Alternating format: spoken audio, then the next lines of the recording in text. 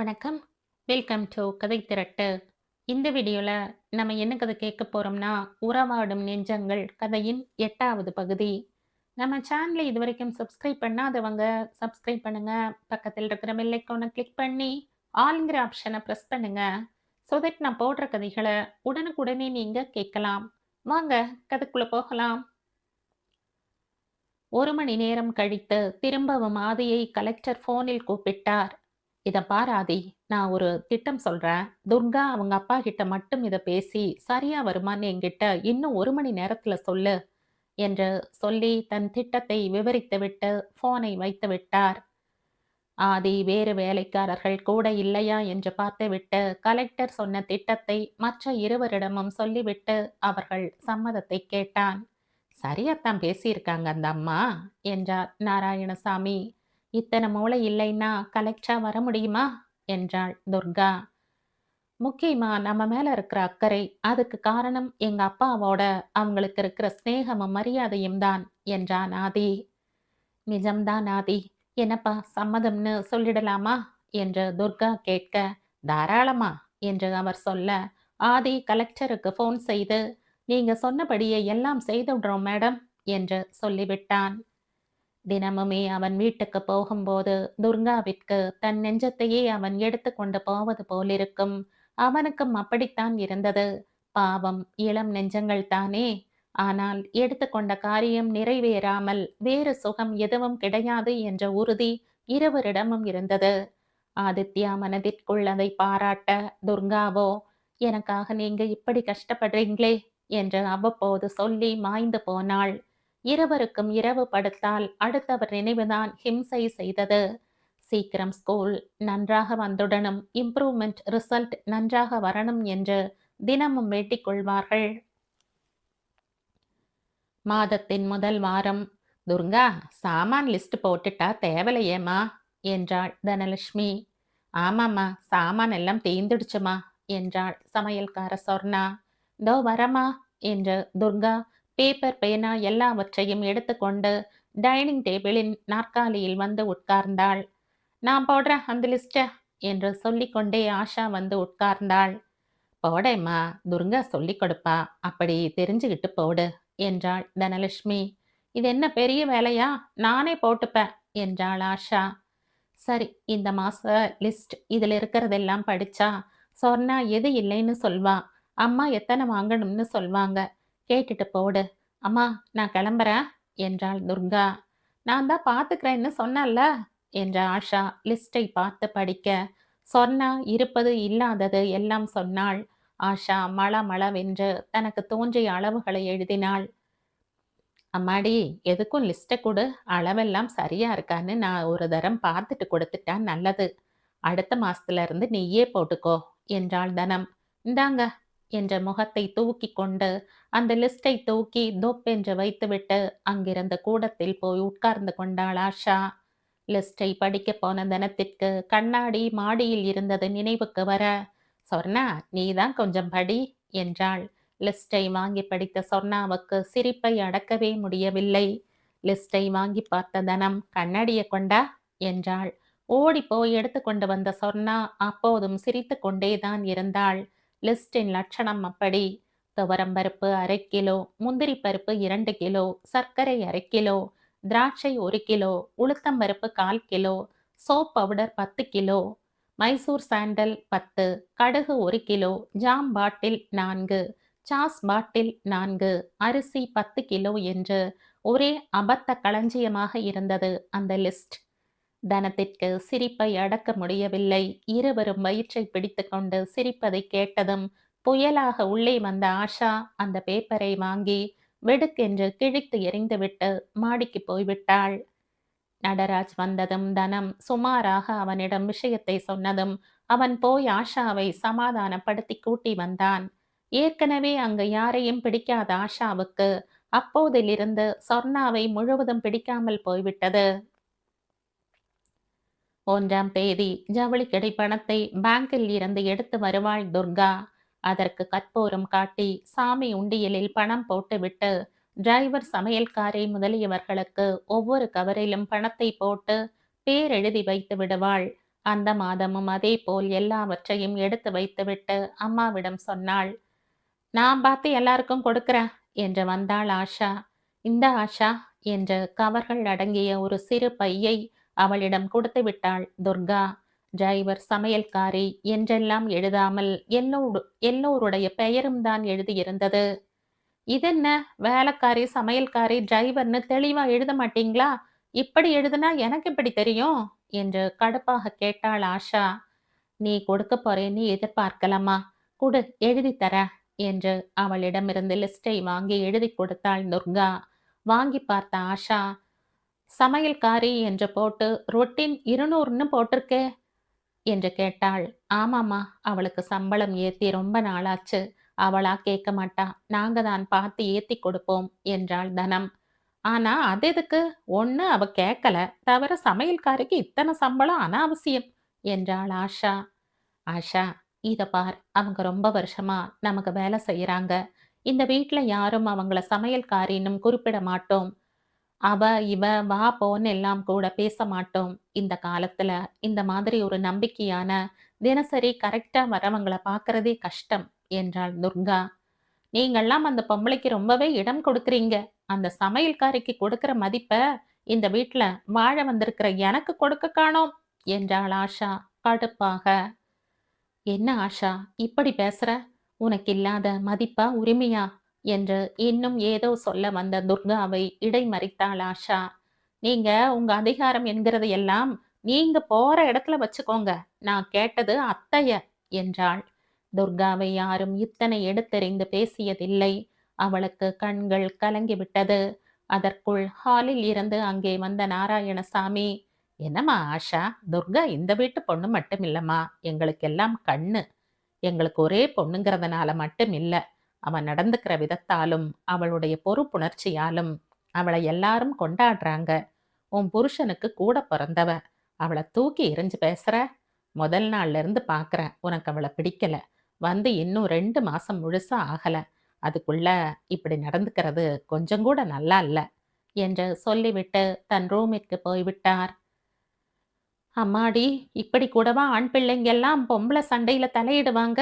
நல்லாவே இல்ல இந்த வீட்டு வழக்கம் என்று ஆஷா பெருசாக குரல் உயர்த்தி அழுது கொண்டே மாடிக்கு போனாள். மாடியில் போய் நடராஜிடம் என்ன சொன்னாளோ, அடுத்த 5 நிமிடத்தில் அவன் கீழே இறங்கி வந்தான். இங்க என்ன நடந்தது? அவளை என்ன சொன்ன என்று துர்காவை கேட்டான். அவகிட்ட ஏன் பாயற? நான் தான் ஆஷாவை நல்லபடியா நடந்துக்கோன்னு சொன்னேன் என்றார் நாராயணசாமி. ஏன்பா, பொம்பளைங்க பேச்சுக்கெல்லாம் நீங்க ஏன் போறீங்க? இப்ப சார் என்ன பண்ணிட்டு இருக்கீங்க? பொண்டாட்டி சொன்னதும் அதுதான் சரின்னு உன் கூட பிறந்தவ அப்படி செய்வாளா மாட்டாளான்னு கூட யோசிக்காம வந்து விசாரணை நடத்துறீங்களே, இது ரொம்ப சரியோ? இத பாருங்க, நான் எல்லாருக்கும் சொல்லிக்கிறேன். என்ன நம்பி வந்திருக்கிறவ அவ. ஒரு நாளும் அவங்க அண்ணா அண்ணி இப்படி பேசினது இல்லையாம். இன்னொரு தடவை இப்படி ஏதாவது நடந்தா நான் சும்மா இருக்க மாட்டேன் என்று பொரிந்து தள்ளிவிட்டு மாடிக்கு போனான் நடராஜ். அதன் பிறகு கூட ஏதாவது ஒரு காரணம் சொல்லி தினம் சொர்ணாவை படுத்திக் கொண்டே இருந்தாள் ஆஷா. என்ன, இன்னைக்கு சாம்பார் ஒரே உப்பா இருக்கு என்பாள். ஒரு நாள் கறி காய் வேகவே இல்லை என்பாள். மஞ்சூரியா பண்ணு, பாவ் பாஜி பண்ணு என்பாள். பாவம் சொர்ணா அதெல்லாம் எண்ணத்தை கண்டாள். சொர்ணா தனத்திடம், அம்மா, இந்த புது பொண்ணு என்னை ரொம்பவே படுத்துதுமா. நான் சாப்பிடும்போது வந்து ரொம்ப முறைக்குது. பாதியிலேயே சாதத்தை மோரையெல்லாம் கொண்டு உள்ள வச்சிடுது. இந்த வீட்ல யாரும் இது வரைக்கும் என்னை இப்படி நடத்தினதில்லையேம்மா என்று அழுதே விட்டாள். சமையலறை வலை அலைமாரியில் பணம் வச்சிருந்தீங்கம்மா. அந்த பொண்ணு வந்து, இதென்ன சமையல்காரி எல்லாம் நடமாடுற இடத்துல யார் இப்படி பணம் காசெல்லாம் வச்சதுன்னு சொல்லிட்டு உள்ளே கொண்டு வைக்குதுமா. எனக்கு ரொம்ப அவமானமா இருக்கு என்று சொல்லி அழுதாள். ஆஷா, ஆஷா என்று கூப்பிட்டாள் தனம். என்னது, சொர்ணாவ சந்தேகப்படுற மாதிரி எல்லாம் பேசினியாம். என்ன நினைச்சுக்கிட்டு இருக்க என்றாள். என்ன நினைச்சுக்கிட்டு இருக்க? நானும் இந்த வீட்டுல உரிமையுள்ள ஒருத்தின்னு. ஒரு வேலைக்காரி கொடுக்கிற சம்பளத்தை வாங்கிக்கிட்டு பொங்கி போடுறவ, அவ பேச்சு உங்க மருமக பேச்சை விட ஒசத்தியாயிடுச்சா? இத பாரு, உனக்கு என்ன தெரியும் அவளை பத்தி? அவ நான் இந்த வீட்டுல காலடி எடுத்து வைக்கிறச்சே அப்ப இருந்த அவங்க அம்மாவுக்கு ஒத்தாசையா இருந்தவ. அன்னையிலிருந்து இன்னி வரைக்கும் ஒரு ஸ்பூன் தொலைஞ்சிருக்குமா இந்த வீட்ல? நீ அவளை பேசுறது நியாயம் இல்ல. நாங்க எத்தனையோ தடவை அவளை மட்டும் இந்த வீட்ல தனியா விட்டுட்டே போயிருக்கோம். அது உங்க தப்பு. நான் எனக்கு தெரிஞ்ச நல்லதத்தான் சொன்னேன். இனிமே அவ இந்த வீட்ல இருந்து பொங்கி போட்டா நான் சாப்பிட மாட்டேன். முதல்ல அவ சீட்ட கிழிச்சு வெளிய அனுப்புங்க என்று பொங்கினாள். வீட்டில் யாரும் இல்லை அப்போது. இரவு சமையல் ஆகிவிட்டது. சாதாரணமாக எல்லோருக்கும் பரிமாறி சமையலறையை சுத்தம் செய்துவிட்டு போகும் சொர்ணா அன்றைக்கு, அம்மா மனசு ரொம்பவே வேதனைப்படுதும்மா. நான் வீட்டுக்கு போறேம்மா என்றாள். போயிட்டு வா சொர்ணா. அது ஏதோ அறியாத பிள்ளை. ஒண்ணும் புரிஞ்சுக்காம பேசுது. நீ வந்துடு நாளைக்கு. எங்களுக்கு நீ வேணும் என்றாள் தனம். சொர்ணா அந்தப்புறம் போனதும் தனம் துர்காவிற்கு போன் செய்ய நினைத்தபோது துர்காவே வந்துவிட்டாள். தனத்திற்கு அவளை பார்த்ததும் அழுகை வந்துவிட்டது. என்னம்மா ஆச்சு என்று துர்கா கேட்க, இந்த கேள்விக்காகவே காத்திருந்தது போல மொத்தத்தையும் கொட்டிவிட்டாள் தனம். துர்காவுக்கு கோபம், அதிர்ச்சி, அதைவிட வியப்பு. எப்படி கல்யாணமாகி கொஞ்ச நாட்களிலேயே இப்படியெல்லாம் நடந்து கொள்ள இந்த பெண்ணுக்கு தைரியம் வருகிறது? வளர்ப்பு சரியில்லை என்று நினைத்து கொண்டாள். ஆனால் அவள் அண்ணி இப்படியா இருக்கிறாள்? இதெல்லாம் பிறவி குணம் என்று தோன்றியது. நீ கவலைப்படாதம்மா, நான் போய் சொர்ணாவை பார்க்கிறேன் என்றாள். உடனேயே புறப்பட்டு அடுத்த தெருவில் இருக்கும் சொர்ணாவின் வீட்டுக்கு போனாள் துர்கா. இவள் சொர்ணாவின் வீட்டுக் கதவை தட்டியதும் கதவை திறந்து விட்டான் அவள் புருஷன். வாங்கம்மா என்றான். சுவருக்கு முகத்தை கொடுத்து அங்கிருந்த கயிற்று கட்டிலில் படுத்து கிடந்தாள் சொர்ணா. ஏய் சொர்ணா, துர்காமா வந்திருக்காங்க என்று அவன் சொன்னதும் அலறி அடித்து கொண்டு எழுந்தாள் சொர்ணா. வாங்கம்மா வாங்க என்று அவளை வரவேற்றாள். அவள் புருஷன் ஒரு நாற்காலியை இழுத்து போட்டு உட்காருங்கம்மா என்றான். இருக்கட்டும் என்று சொல்லி உட்கார்ந்த துர்கா, என்ன சொன்னா? எங்க அண்ணி உன்னை தூக்கி எறிஞ்சு பேசிடுச்சாமே என்றாள். ஆமாம்மா, என்ன பேசுனா பேசிட்டு போகட்டும். பெரியம்மாவையும் இல்ல பேசிட்டாங்க அவங்க. பயமா இருக்குமா. அத்தனை பேசுறவங்க நாளைக்கு என் மேல திருட்டு பழி கூட போடுவாங்க என்றாள் சொர்ணா. அது கிடக்கு. அது சொன்னா இருக்கிறவங்க நம்பிடுவாங்களா? போகட்டும். நீ நாளைக்கு வேலைக்கு வராத என்றாள் துர்கா. என்னம்மா சொல்றீங்க?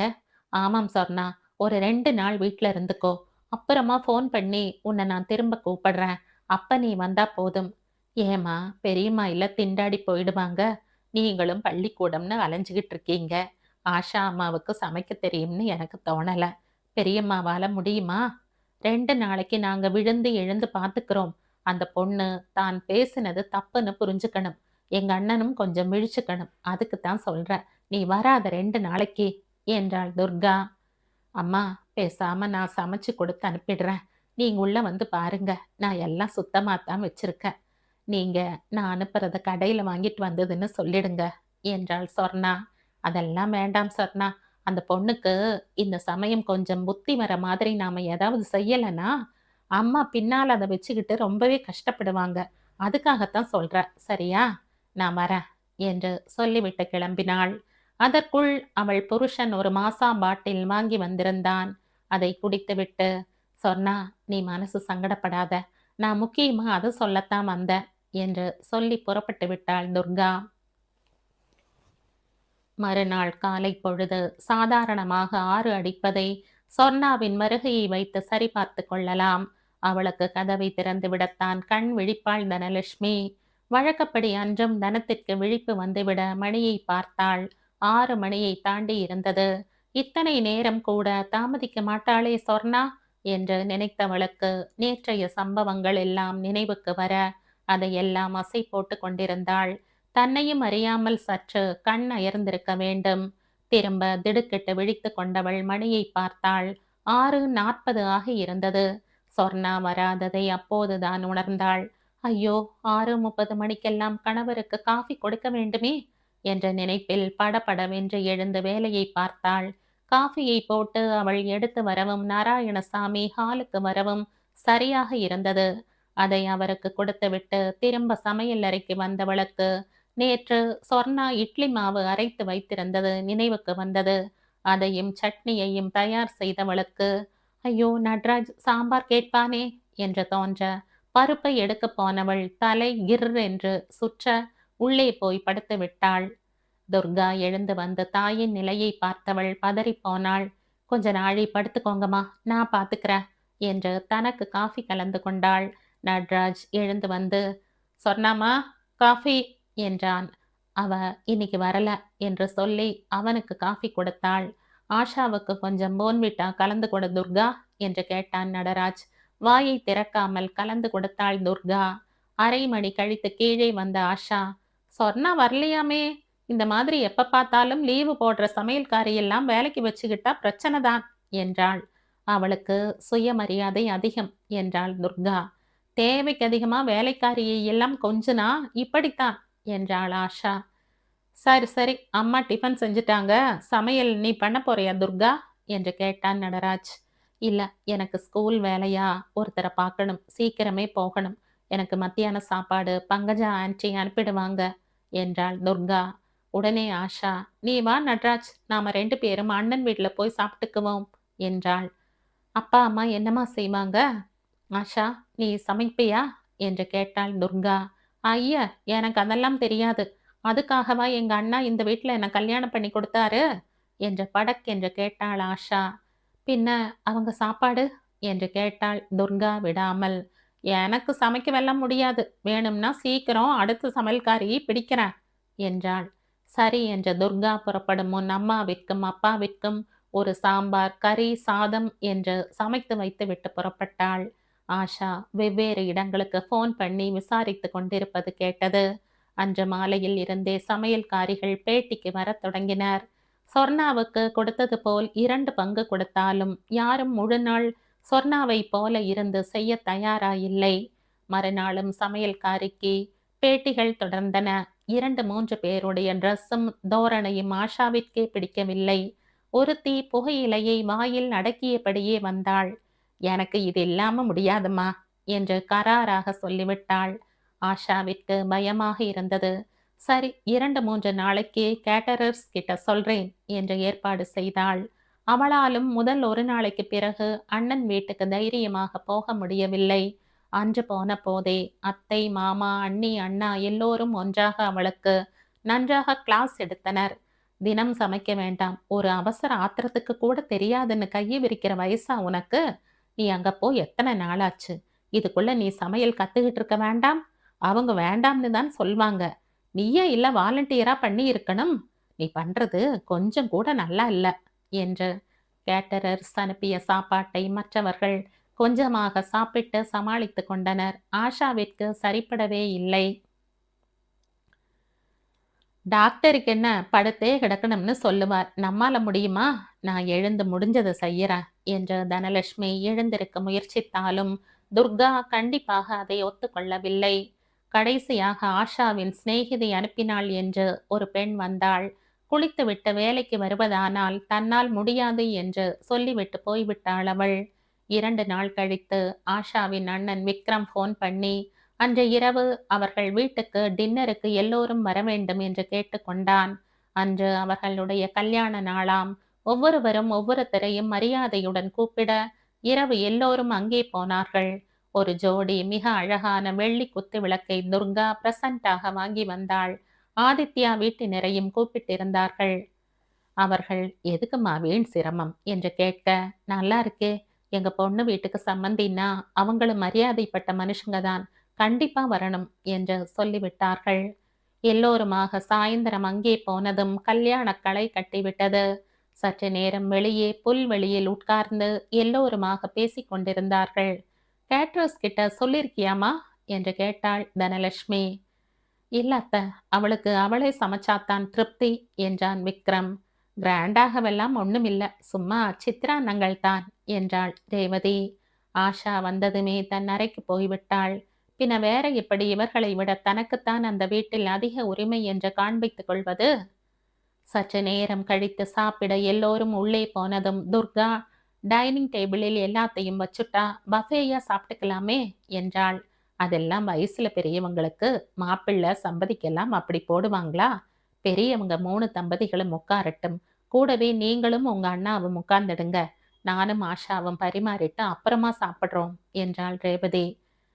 வேண்டாம் அண்ணி, ஆஷா என் அண்ணனோட உட்காரட்டும். ஆமாம், விக்ரமண்ணா என்னோட கூட சாப்பிடுவார் என்றாள் ரேவதி.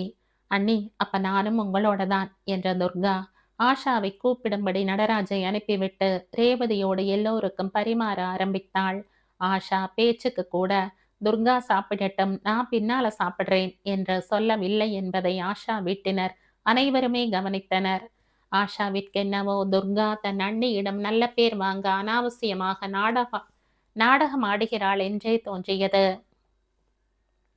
எல்லோரும் சாப்பிட்டு முடிக்கும் வேளை உள்ளே போய் வெற்றிலை பாக்கு வைக்கப் போனாள் ரேவதி. தடால் என்று சப்தம் கேட்டது. அனைவரும் எழுந்து ஓடினாள். அங்கே ரேவதி கீழே விழுந்து கிடந்தாள். எல்லோருக்குமே பதற்றம். ரேவதி ரேவதி என்று கூப்பிட கூப்பிட அவளிடமிருந்து பதிலே இல்லை. எல்லோருக்கும் பயமாகிவிட்டது. துர்காதான் அவள் முகத்தில் தண்ணீர் அடித்து சரியாக படுக்க விட்டாள். அவள் தலையை பின்பக்கம் தடவி பார்த்தாள். நல்ல வேளையாக இரத்த காயம் ஏதும் இல்லை. திரும்ப தண்ணீரால் அவள் முகத்தை துடைத்து விட்டாள் துர்கா. ரேவதி ரேவதி என்று கூப்பிட்டு கொண்டிருந்த விக்ரமிற்கு கண்களில் குளமாக கண்ணீர். அதற்குள் பாத்திரம் தேய்ப்பதற்காக வந்துவிட்ட வேலைக்காரி ரேவதியின் கையை பிடித்து பார்த்துவிட்டு, ஐயா, நீங்க அப்பாவாக போறீங்க. சந்தோஷம் சந்தோஷம். எல்லாம் தாத்தா பாட்டிக்கும் சந்தோஷம் என்றாள். இவர்கள் காம்பவுண்டிலேயே பின்னால் ஒரு ரூமில் இருப்பவள். டாக்டரை கூப்பிட்டுக்கிட்டே இருக்க, வடிவு போனே எடுக்கல என்றான் விக்ரம். அதுதான் கர்ப்பன அடி தெளிவா கேக்குதே. டாக்டர் வரப்போது வரட்டும் என்றாள் அவள். வடிவு, நீ சொல்றது நிஜமா, பொய்யில்லையே என்று கேட்டான் விக்ரம். செய்தியை உள்வாங்க சற்று நேரம் பிடித்தது எல்லோருக்கும். அதற்குள் ரேவதி கண் விழிக்க விக்ரமும் துர்காவும் அவளை கொண்டு வந்து கூடத்து திவானில் படுக்க வைத்தனர். ரேவதிக்கு ஒரே வெட்கம். எழுந்திருக்க முயன்றாள். பேசாம கொஞ்ச நாழி படு என்றான் விக்ரம். ராமா, ஒரு கர்ப்பிணி பெண் பண்ணி போட்டா நாம எல்லாரும் சாப்பிட்டிருக்கோம். அதுவும் அவளை பட்னி போட்டு, மகா பாவம் என்றாள் பங்கஜம். சரி, இப்போ உங்களுக்கு சாப்பிட என்ன தரட்டும் சொல்லுங்க அண்ணி என்றாள் துர்கா. ரேவதியின் அம்மா எல்லோருக்கும் உள்ளே இருந்து கல்கண்டு கொண்டு வந்து கொடுத்தாள். பெண்ணிடம் எத்தனை நாளடி ஆச்சு என்று மெல்லிய குரலில் கேட்டாள். 50 நாள் ஆச்சுமா என்றாள் முகம் சிவக்க. அதற்குள் அந்த தெருவிலேயே இருக்கும் டாக்டர் சுபாஷினி வந்துவிட்டார். ஒரு நிமிஷம் கை பார்த்தவள். வாழ்த்துக்கள் ரேவதி. விக்ரம், உங்க நெடுநாள் ஆசை பலிக்கப் போகிறது. கொஞ்சம் ரெஸ்டாகவே இருங்க. முதல்ல சாப்பிடுங்க, காலையில வந்து பார்க்கிறேன் என்றாள். அதற்குள் ரேவதியின் அம்மா பாயசம் கொண்டு வந்து கொடுத்தாள். ரொம்ப நல்லா இருக்கு ரேவதி, காலையில கிளினிக்கு வாங்க, செக்கப் பண்ணிடலாம் என்று சொல்லிவிட்டு கிளம்பினாள்.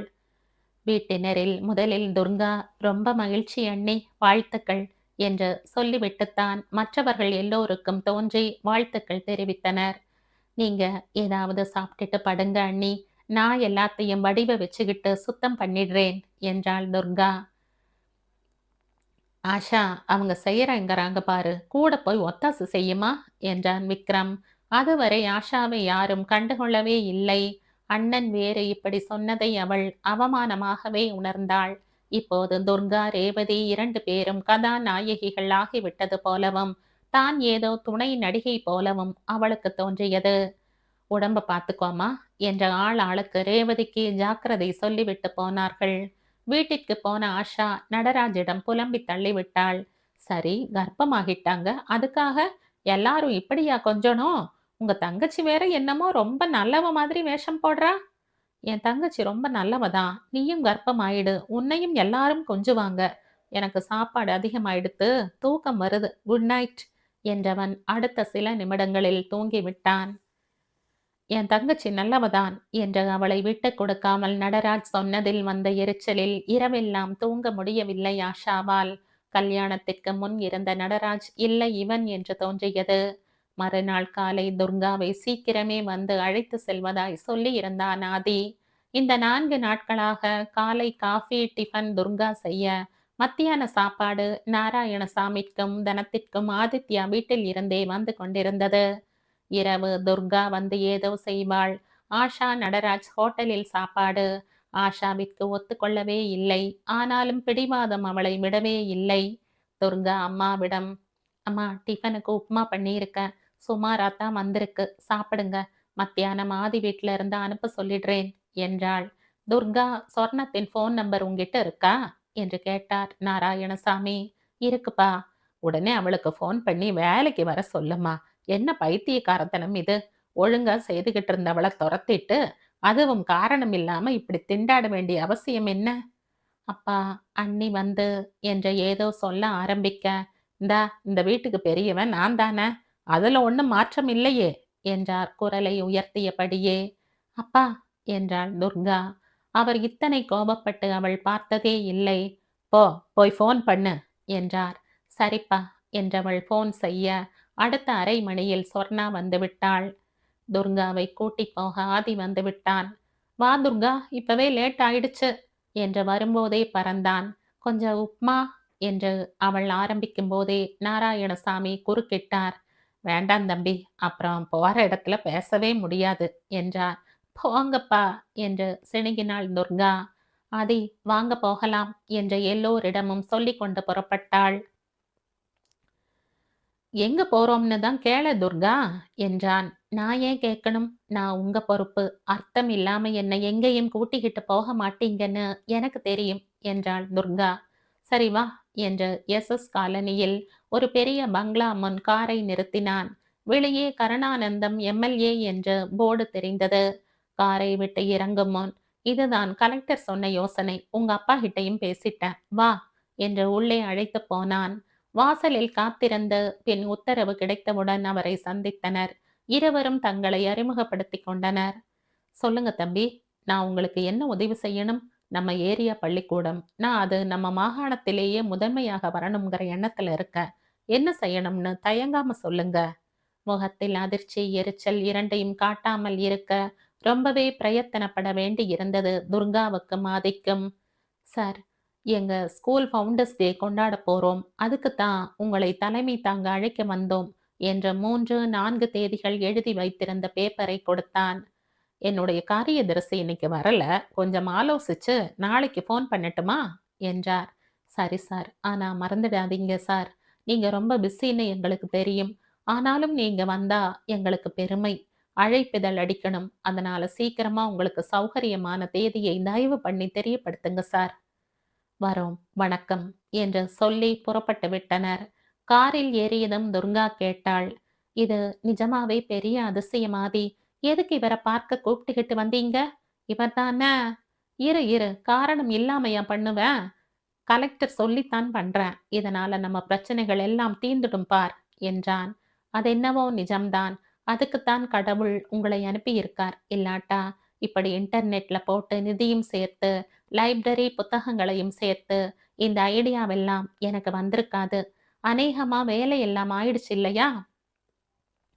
நமக்கு இப்ப இருக்கிற பின்பக்க காம்பவுண்டு சுவரை இடிச்சிட்டு வேற கட்டணும். அது இப்ப இல்ல. நீ டென்ஷன் ஆகாத. வேடிக்கை பாரு. இப்ப சிரிச்சுக்கிட்டு என்னோட சந்தோஷமா வா என்றான். எம்.எல்.ஏ. கருணானந்தத்திற்கு ஒரு பழக்கம். ஏதானாலும் தனக்குத்தானே இறைந்து பேசி யோசித்து முடிவெடுக்க வேண்டும். ஏனெனில் அவர் யாருடனும் கலந்து யோசிக்க மாட்டார். யார் மீதும் நம்பிக்கை கிடையாது. தான் யார் நம்பிக்கைக்காவது பாத்திரமாக என்றைக்காவது நடந்து கொண்டிருந்தால் தானே தனக்கு எவர் மீதாவது நம்பிக்கை வருவதற்கு. கோவிந்து என்று அவருக்கு ஒரு வேலைக்காரன். அவனுக்கு பேச வராது, எழுத படிக்க தெரியாது, அடிமுட்டாள்.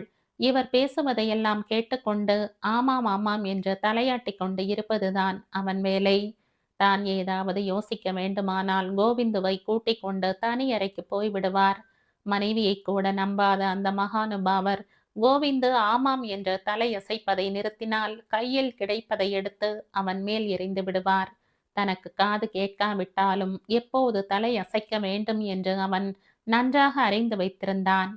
அன்றைக்கே கோவிந்துவை வைத்துக்கொண்டு அவர் இப்படித்தான் யோசித்தார். இந்த விழாவிற்கு போவதுதான் நல்லது. இதுவரைக்கும் அந்த 4 வீட்டுக்காரங்களும் இவங்க கிட்ட எதுவும் சொல்லல போலிருக்கு. நிஜமா சொல்லாம இருக்கத்தான் வாய்ப்பு நிறைய இருக்கு. ஏன்னா ஒரு வேகத்துல இவங்களுக்கு அந்த மனையை காசு வாங்காம தரதா சொல்லிட்டாங்களே ஒழிய, மனுஷ மனசு தானே. நாம தரேன்னு சொல்லி இருக்கிற பணத்துக்கு மயங்க மாட்டாங்களா என்ன? அவங்க இன்னும் தரமாட்டேன்னு சொல்லலையே. கமுக்கமா இருந்து நம்ம வேலையை முடிக்கணும். விழாவுக்கு போயிட்டு ஒரு 10,000 நன்கொடைன்னு விட்டெறிஞ்சுட்டா ஆச்சு வேலை. நல்ல பேருக்கு நல்ல பேரு, சொத்துக்கு சொத்து. நாளைக்கே சரின்னு சொல்லிடலாம். ஆனா அவங்க ஃபோன் பண்ணட்டும். நாமளா போகக்கூடாது. என்னடா கோவிந்து என்று அவர் கேட்க, நடுநடுவில் சரியாக தலையாட்டிக் கொண்டிருந்த கோவிந்து இப்போது அவர் ஒரு முடிவுக்கு வந்து விட்டதை அறிந்து பலமாக சிரித்து கொண்டே தலையாட்டினான். அவர் தானாக சம்மதம் தெரிவித்து போன் செய்ய மாட்டார் என்பதை நன்கு அறிந்திருந்த நாராயணசாமி நிறைய பழங்கள் மாலைகள் எல்லாம் வாங்கி கொண்டு ஆதியுடன் போய் மறுநாள் அவரை பார்த்தார். சின்னவங்களுக்கு சம்பிரதாயம் தெரியலை ஐயா, தப்பா நினைச்சுக்க கூடாது என்று சொல்லி மாலையை போட்டார். ஐயா, நான் இந்த ஆடம்பரத்தை எல்லாம் மதிக்கிறதே இல்லை. இப்ப கூட தம்பி சொன்ன தேதியில எது ஒத்து வரும்னு போன் பண்ணி சொல்றதாகத்தான் இருந்தேன். மக்களுக்கு சேவை பண்றதுக்குத்தானே நாங்க இருக்கோம். அதுவும் கல்வி சேவை. நீங்க இந்த 2 தேதியில 1ல ஏற்பாடு செய்யுங்க, நான் வந்துடுவேன் என்றார் எம்எல்ஏ. அதன் பிறகு ஆதி கலெக்டருடன் பேசி கொஞ்சம் தள்ளி இருந்த நாளை குறித்து கொண்டான். நாராயணசாமியை ஜவுளிக் கடையில் இறக்கி விட்டு தான் ஸ்கூலுக்கு போய் துர்காவையும் கூட்டிக் கொண்டு பத்திரிகை அடிக்க கொடுக்க போனான். ஸ்கூலில் எலக்ட்ரிசிட்டி, பிளம்பிங், தச்சு வேலையாகி பெயிண்டிங் வேலை நடந்து கொண்டிருந்தது. எனவே அவர் 10 நாட்கள் கழித்து கொடுத்திருந்த தேதியில் விழா நடத்துவதில் பிரச்சனை ஒன்றும் இருக்காது. ஆனால் ஸ்கூல் திறந்த முதல் வாரத்தில் வைத்து கொண்டால் மாணவர்களும் கலந்து கொள்வார்களே என்று தோன்றியது. காலிமனை பிரச்சனை நினைவுக்கு வந்தவுடன் ஊர் பெரிய மனிதர்கள் எல்லோரையும் அழைத்து விழாவை செய்து விடலாம் என்று முடிவு செய்து கொண்டான்.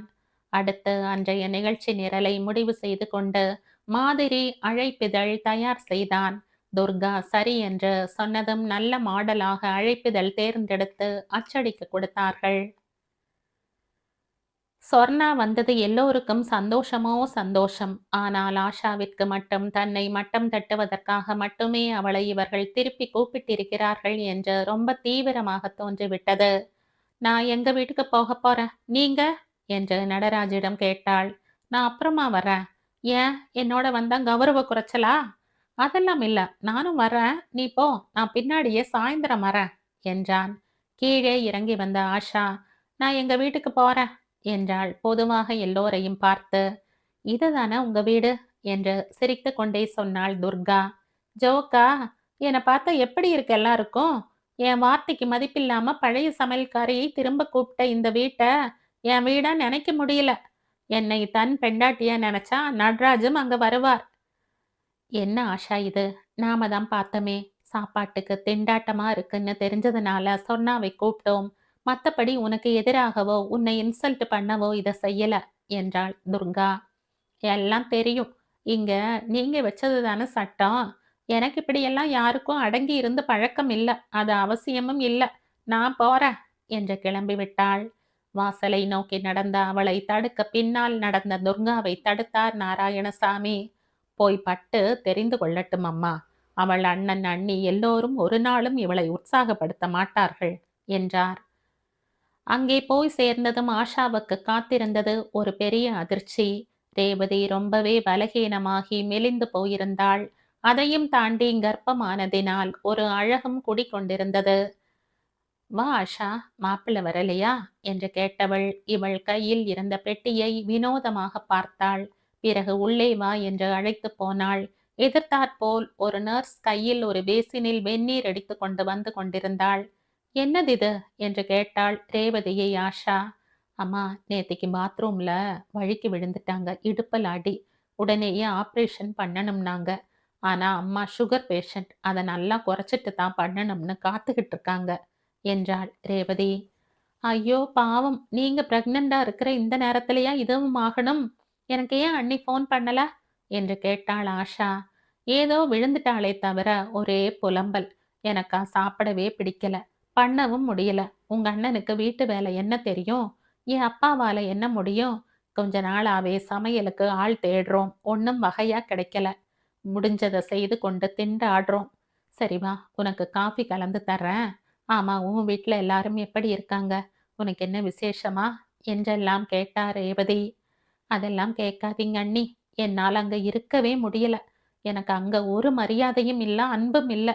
சரி, அப்புறம் பேசிக்கலாம் வாங்க, உங்க அம்மாவை போய் பார்க்கலாம் என்றாள் ஆஷா. அண்ணியின் அம்மா அசைய முடியாமல் படுத்திருந்தாள். ஆஷாவிற்கு ஏண்டா இங்கு வந்தோம் என்று தோன்றியது.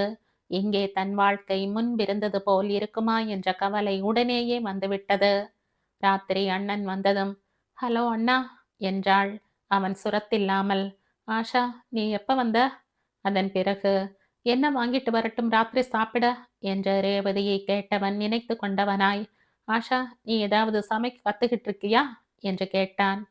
இல்லண்ணா, நாளை தொடங்கி கத்துக்க பாக்குறேன் என்றாள் மெதுவாக. அதன் பிறகு விக்ரம் வாங்கி வந்த சாப்பாட்டை சாப்பிட்டுவிட்டு எல்லோரும் தூங்கப் போனார்கள். ஆஷாவுக்கு தூக்கமே வரவில்லை. காலையில் காஃபி போடுவதில் இருந்து யார் செய்வது?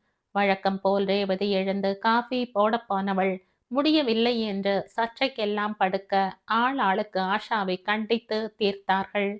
அண்ணி மென்மையாகவே சொன்னாள். அண்ணன் நன்றாகவே கண்டித்தான். அத்தை புத்திமதியாக சொன்னாள். வேலைக்காரி சிரிக்கவே சிரித்து விட்டாள். ஆனால் இந்த வேலைக்காரியிடம் சண்டை போட தைரியமில்லை. அனுபவம் தந்த பாடம். அன்று மாலை நடராஜ் வந்து சேர்ந்தான். இந்த கதையின் தொடர்ச்சியை அடுத்த பதிவில் கேட்கலாம். நன்றி.